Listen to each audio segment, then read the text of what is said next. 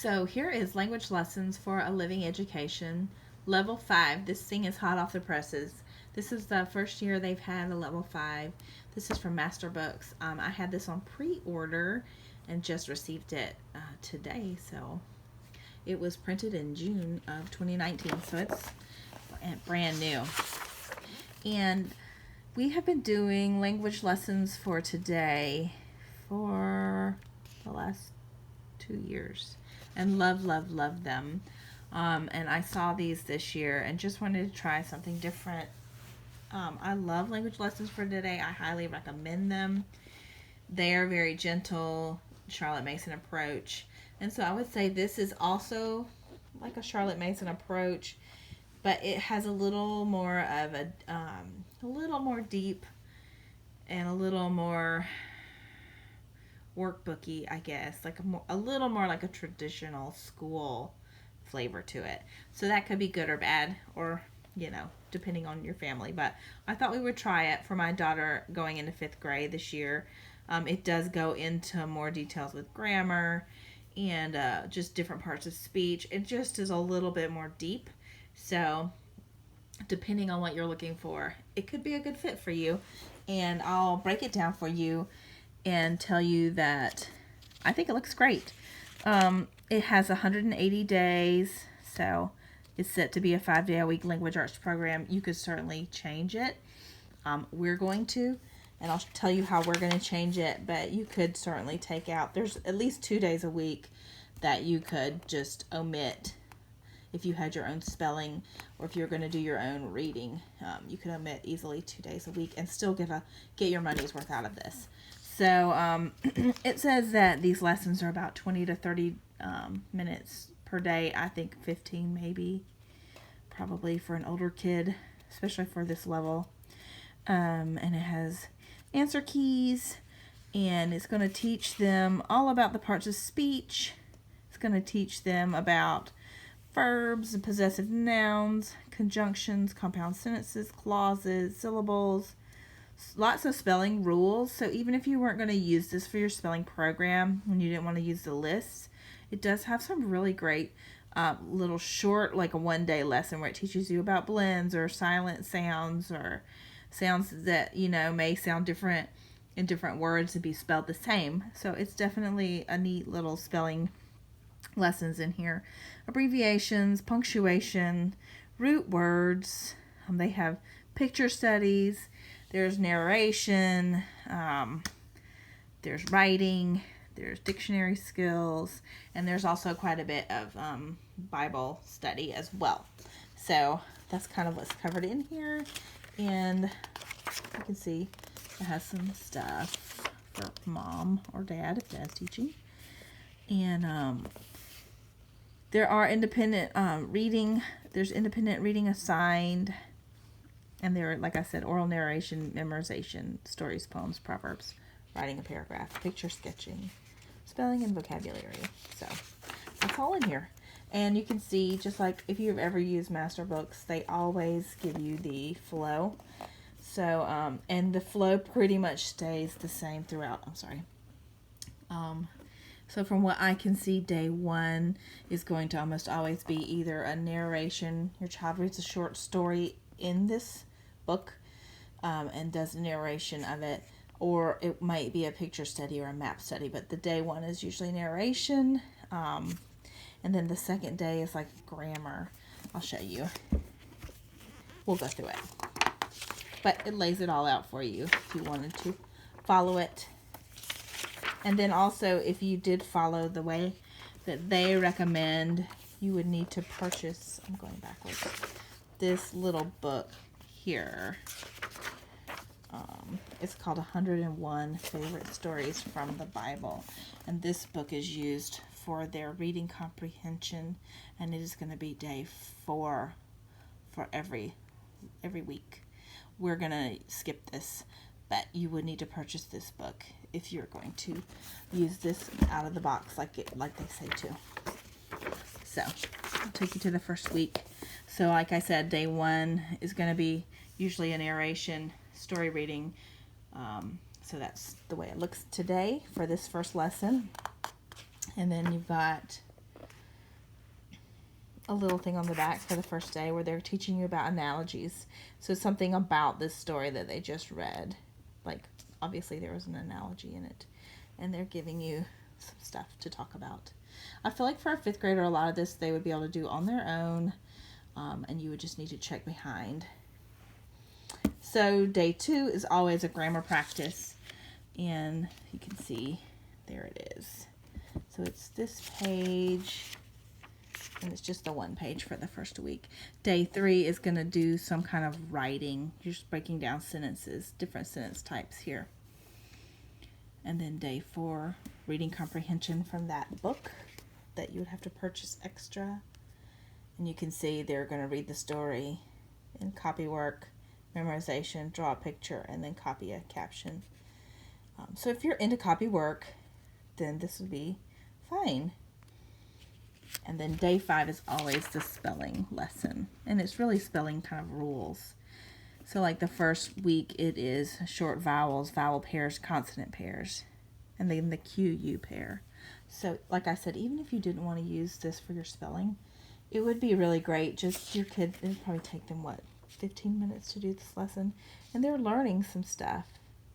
And the GH pair, the QU pair and the GH pair.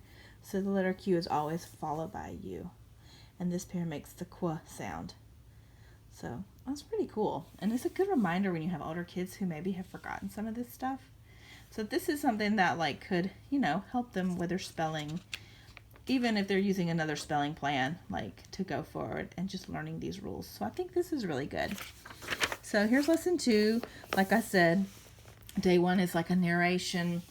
It's either they're reading a passage from in the book or a picture study or a map study, and it kind of flows that way through the rest of the book.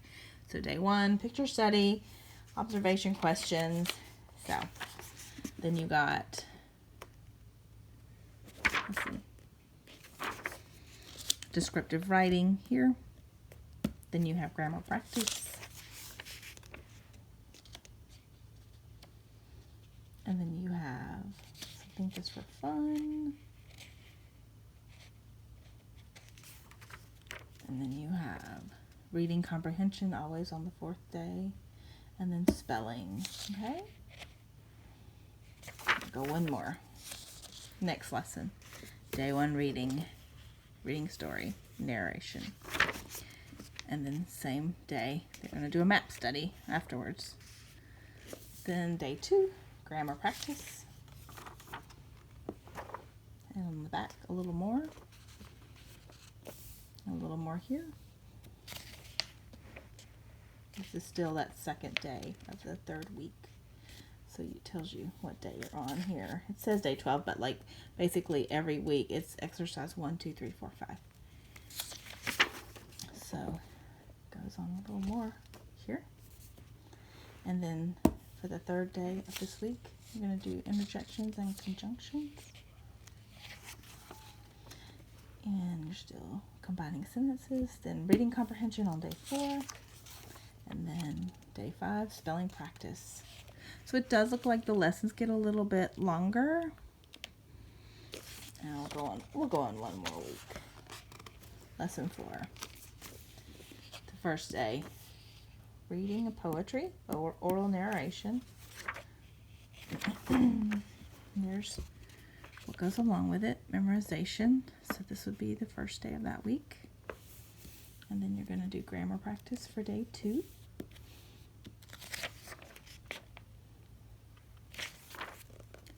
Still on day 2, got a little more. Day 3, subjects and predicates. It's a little more writing. Continuing on for day 3. And certainly you could skip some of this just for fun stuff if you wanted to. Day 4, reading comprehension. And that's from that little book that you would buy to go along. And then day 5 is going to be spelling. Every week, pretty much the same. Story reading on day 1, and a little exercise about something about, they're focusing in on sequencing. Day 1, day 2, grammar practice, right? Day 3, some writing. Day 4 is going to be reading comprehension, and then day 5 is spelling practice. So that's how it flows, okay? Reading,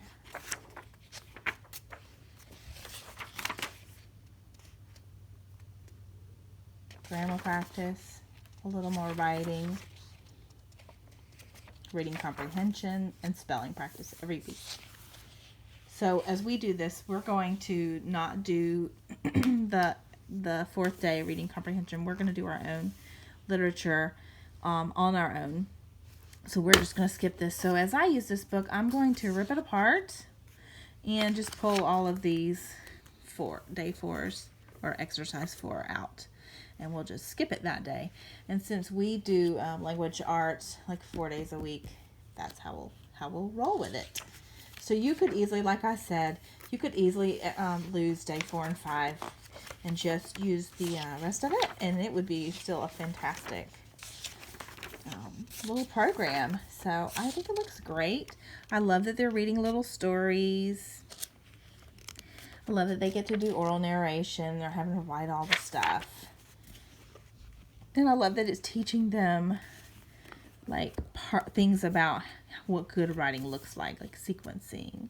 And I love that they're getting a grammar practice every week, right? Yeah. And that it's teaching them about how to properly write. So I think it's great. And I think these little spelling lessons are really good too. Like it's teaching them about syllables and special vowels. So like I said, it's more than just like write these words and learn how to spell them. And I think that's really cool. So I hope you enjoyed this little video. So thanks for watching my video and my walkthrough for language lessons for living education, level 5. And my final thoughts on it are that I think it's very comprehensive, and I think that I love the mix and the Charlotte Mason approach. I think it has a lot of grammar review, and I think it could be too much for us. I think I said that earlier. But if you're looking for a lot of grammar, it's great. And I think it has a lot of good reading, and I think it will cover all those bases, spelling. I think one thing I would add to it for us for sure is I think there needs to be some more creative writing. I did not really see much in there. So probably what we'll do is once a week we'll do creative writing. We usually do that anyway, especially for the early years. I feel like all the way through the middle grades, I just give my kids prompts, a lot of creative writing prompts. I just think that it's such a good way to make them excited about writing and really store that love. Because as they get older, like in high school and stuff, it's not so fun anymore. And so I think like if you can just start them off with something fun, that can be really useful. And so we will definitely do some creative writing, and yeah, but I do think it's a great program. I'll check back in after we've had about a month of school and let you know any other thoughts, anything else that we really like or aren't too sure about, and like more of a review. But I definitely think it's thorough, and I think that it looks really good. And I do love that it has picture study, and there's some creative things, like I saw like sketching, and it looked like there's some word art. So it does offer like fun stuff. So I do think that that's really great. And I also want to say that like with any kind of curriculum, and especially with language arts, I always try to remember that curriculum is like, it's there to serve you.